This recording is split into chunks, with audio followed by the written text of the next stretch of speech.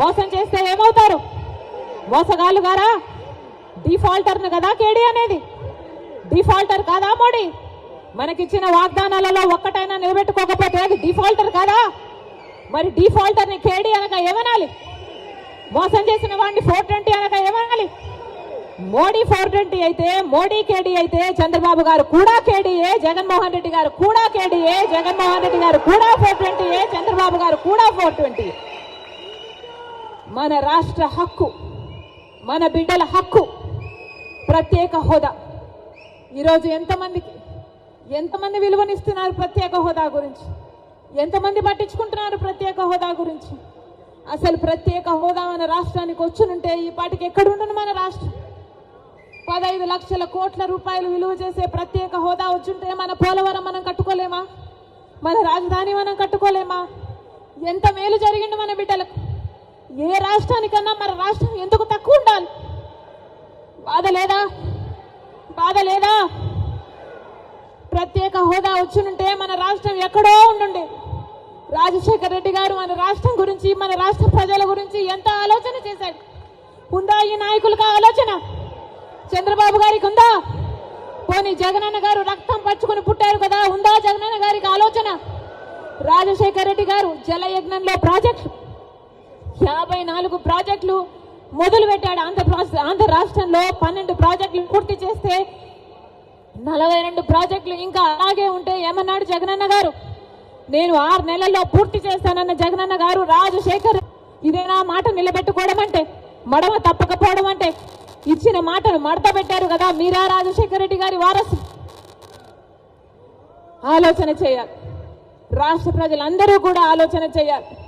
ఈరోజు వ్యక్తిగత కారణాల కోసం రాజశేఖర్ రెడ్డి బిడ్డ ఆంధ్ర రాష్ట్ర రాజకీయాలలో అడుగు పెట్టలేదు. వ్యక్తిగత రాజకీయాల కోసమే అయితే, వ్యక్తిగత కారణాల కోసమైతే రాజశేఖర్ రెడ్డి బిడ్డ 2019లోనే ఆంధ్ర రాష్ట్రంలో అడుగు పెట్టాల్సి ఉంది. కానీ ఈరోజు ఆంధ్ర రాష్ట్రంలో రాజశేఖర్ రెడ్డి బిడ్డ అడుగు పెట్టింది అంటే ఎందుకు పెట్టింది? ఎందుకంటే ప్రత్యేక హోదా కోసం కనీసం పోరాడే వాళ్ళు కూడా లేకపోయారే అని.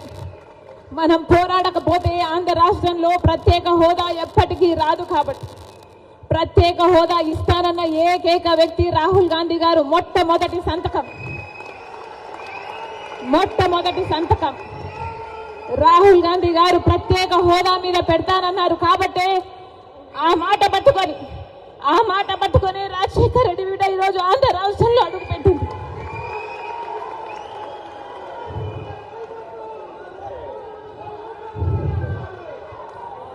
ప్రత్యేక హోదా లేకపోతే ఆంధ్ర రాష్ట్రానికి భవిష్యత్తే లేదు.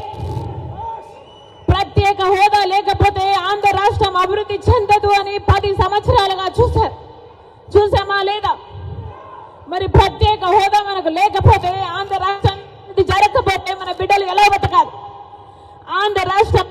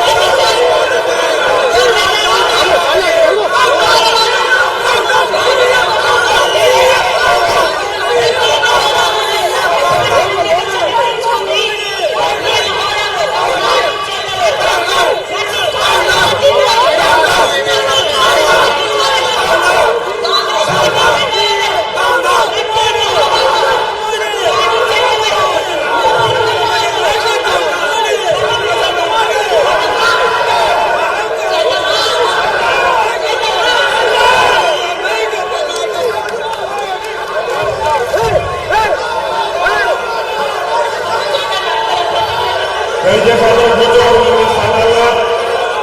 దయచేసి కూర్చోవాలి. ప్రతిజ్ఞ చేస్తారు. ప్లీజ్ దయచేసి కూర్చోవాలి.